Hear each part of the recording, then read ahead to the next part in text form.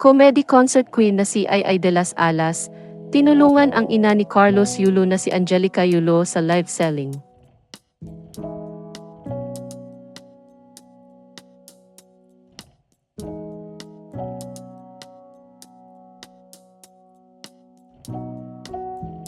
Sa kauna-unahang pagkakataon ay nagkita na ang komedyanteng si Ai de las Alas at ang nanay ni two-time Olympic gold medalist Carlos Yulo na si Angelica Yulo.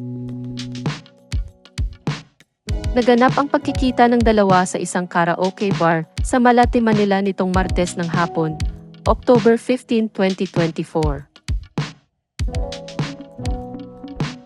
Gulat na gulat ang komedyante sa unang pagtatagpo nila ng nanay ni Carlos Yulo na hindi niya agad nakilala at napagkamalan pang elementary student. Pero mabilis namang nagkapalagayan ang mga kalooban nilang dalawa.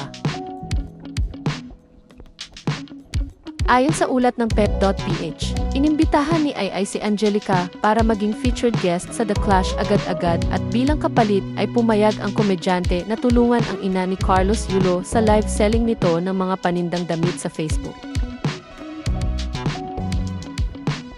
Ang The Clash agad-agad ay isang singing challenge na napapanood sa official Facebook page ni Ai. Ayon sa ulat ng pep.ph, ang kantang Dancing Queen ang kinanta ni Angelica para sa The Clash Agad-Agad Challenge.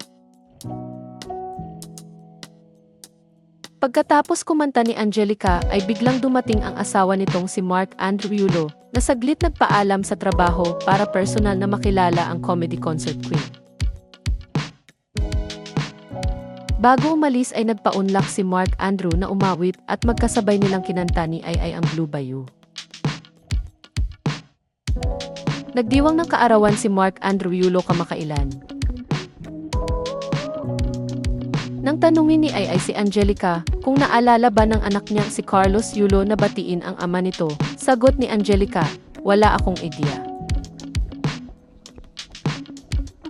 Inamin naman ng ina ni Carlos Yulo na matagal na siyang nag-move on mula sa hidwaan nila ng kanyang anak na nananatiling mailap at malayo sa pamilya. Ibinalita ng pep.ph na mahigit 3,000 ang bilang ng mga nanood sa live selling nina Ai at Angelica sa Facebook. At kabilang ang direktor na si Daryl Yap at content creator na si Boss Toyo sa mga nanood kaya sold out ang lahat ng mga paninda ni Angelica.